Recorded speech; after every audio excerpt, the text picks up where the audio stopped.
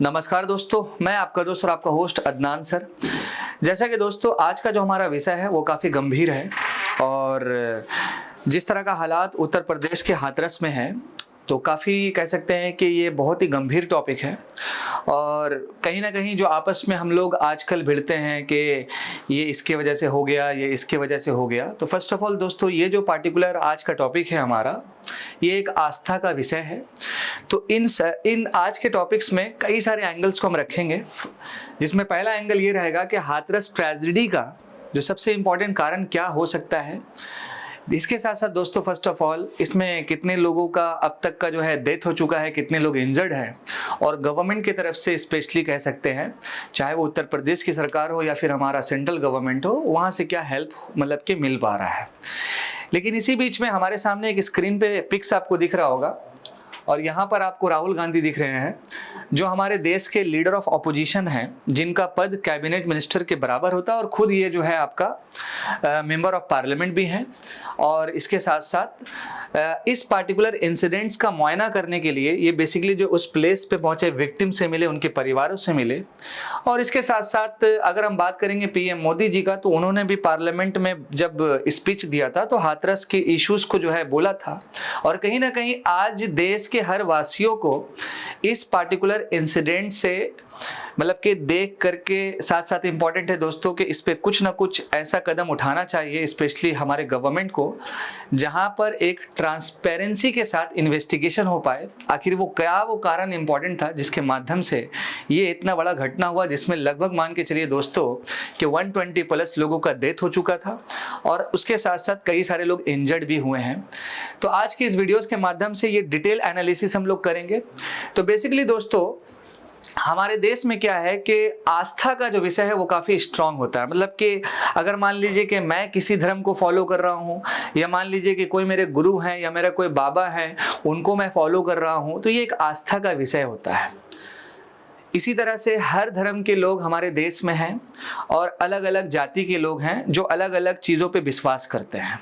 तो कई सारे उत्तर प्रदेश के, पूरे भारत के ऐसे भी लोग हैं जो बाबा हाथरस में जिनका सत्संग चल रहा था, एक मीटिंग चल रहा था, जिसमें उन सारे लोगों का एक बिलीफ था कि अगर हम बाबा के सत्संग में जाएंगे बेसिकली, तो वहाँ पर हमारा जो प्रॉब्लम लाइफ में चल रहा है वो सारा चीज़ जो है थोड़ा थोड़ा सॉल्व हो सकता है। फर्स्ट ऑफ ऑल दोस्तों, कई सारे लोग जो सत्संग में पहुंचे थे या इससे पहले का बहुत सारा इंटरव्यू जब था, तो काफ़ी सारे लोगों ने अपना जो विषय बताया बाबा जी को लेकर के, कह सकते हैं फर्स्ट ऑफ ऑल कि जिसने ये कहा, एक 18 साल का व्यक्ति था जिसने ये कहा कि आज हम जो एग्रीकल्चर पे पढ़ाई कर पाए हैं वो इन्हीं बाबा के ब्लेसिंग की वजह से कर पाए हैं।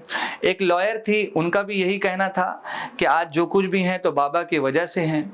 एक व्यक्ति और हमारे देश में था जिसने ये कहा कि हमारे घर में दिवाली और होली का पर्व तभी मतलब कि शुरुआत होता है जब बाबा का हम दर्शन करते हैं। तो ऐसा कई सारा जो है ओवरऑल आस्था से जुड़ा हुआ जो है विषय है हमारे लोगों का, जो बाबा से जो है कनेक्शन जो है बना हुआ रहता है। फर्स्ट ऑफ ऑल बाबा जी का अगर हम ओरिजिनल नाम की बात करेंगे तो सूरजपाल सिंह जी है। और बेसिकली दोस्तों ऑल ओवर इंडिया में और स्पेशली नॉर्थ के पोजीशन में इनका सत्संग या मीटिंग जो है चलते रहता है। और स्पेशली इस पार्टिकुलर मीटिंग में काफ़ी सारे जो हैं ज़्यादा से ज़्यादा महिलाएं जाती है और उनके प्रवचन को, सत्संग को जो है सुना जाता है।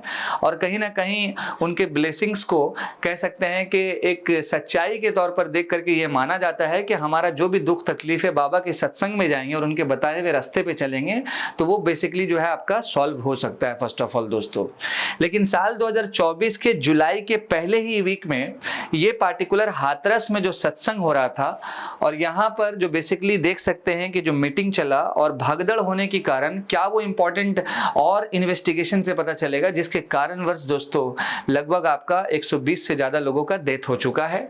और ये काफ़ी गंभीर विषय कह सकते हैं।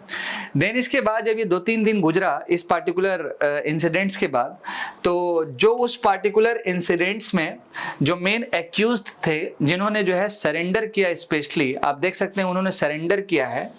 और ऐसा क्लेम कौन करते हैं, तो ऐसा क्लेम करते हैं उसके लॉयर, और वो जो आपका कह सकते हैं कि जो व्यक्ति जिसने सरेंडर किया है उसका नाम है मधुकर, और मधुकर क्या एक सेवक है बेसिकली दोस्तों आपका। तो इसके ऊपर एक एफआईआर हुआ, जो कह सकता है कि वो एक ऑर्गेनाइजर था, और इसके साथ साथ जब ये एफआईआर हुआ तो ये पहला एक्यूज था उस पार्टिकुलर इंसिडेंट्स का जिसने अपने आप को सरेंडर किया है। ऐसा इसके जो वकील है वो कहते हैं एपी सिंह दोस्तों, फर्स्ट ऑफ ऑल जो यहाँ पर आपको दिख रहा है। और ये हमारे सामने इमेजेस है सत्संग का, जिसमें से हजारों और लाखों की तादाद में लोग आते हैं और बाबा जी को जो है सुनते हैं। अगर हम बात करेंगे इस पार्टिकुलर इंसिडेंट्स का तो आप देख सकते हैं क्या ये पार्टिकुलर माहौल है। इसके साथ साथ एक और इम्पॉर्टेंट टॉपिक इसमें चल रहा था कि जब इतना बड़ा ये इंसिडेंट हुआ तो काफ़ी सारा एलिगेशन बाबा जी के ऊपर लगा, कुछ एलिगेशन पुलिस के ऊपर भी लगा, लॉ एंड ऑर्डर के सिचुएशन पे लगा, और साथ साथ गवर्नमेंट के ऊपर भी लगी रहा है दोस्तों। तो सरकार जो यूपी की है वो अपने तरफ से ये बोली है कि जो डेथ हुए हैं उनको 2 लाख रुपए मिलेगा एक्स ग्रेशिया, और उसके साथ साथ जो बच्चे या फिर जो भी लोग इंजर्ड हुए हैं उनको 50,000 के आसपास जो भी है मिलेगा। साथ साथ राहुल गांधी भी जो पहुंचे, लीडर ऑफ ऑपोजिशन, उन्होंने भी ये आश्वासन दिया कि सरकार को ज़्यादा से ज़्यादा दिल खोल के मदद करना चाहिए।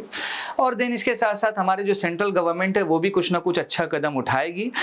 यूपी की जो सरकार थी इस पार्टिकुलर इंसिडेंट्स के बाद, यूपी की जो सरकार है इस पार्टिकुलर इंसिडेंट्स के बाद उसने एक कमेटी बनाया बेसिकली दोस्तों, और ये लगभग आपका 3 मेंबर्स का एक कमेटी था जिसमें इसको लीडरशिप दिया गया। इस कमेटी को जो कमेटी को हेड करेंगे उनका नाम था ब्रिजेश श्रीवास्तव जी।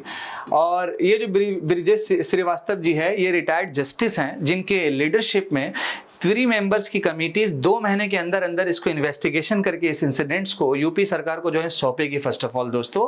बाकी आगे देखेंगे कि आगे क्या होता है।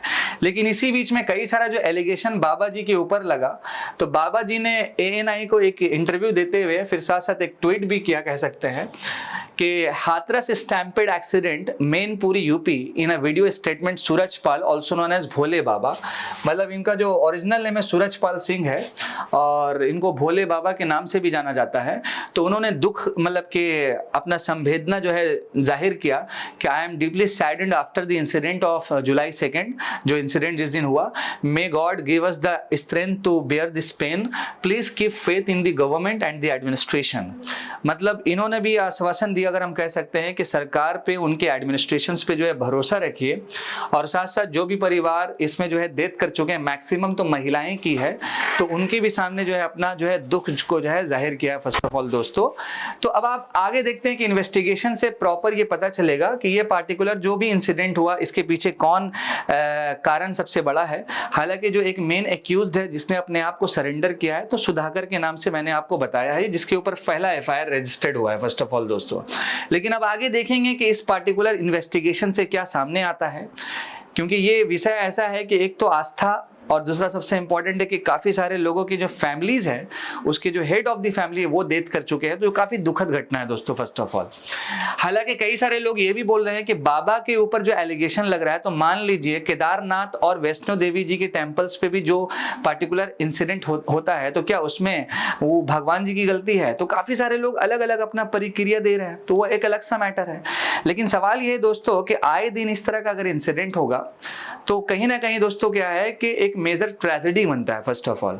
आप लोगों को याद होगा कि हमारी भारत की जो टीम है वो वर्ल्ड कप जीती इस बार T20 की, तो जब वो वापस आई बारबाडोस से भारत, तो मुंबई में भी एक ऐसा प्लेसेस था जहां पर ये बहुत बड़ा दुर्घटना हो सकता था, वो होते होते बचा है दोस्तों फर्स्ट ऑफ ऑल।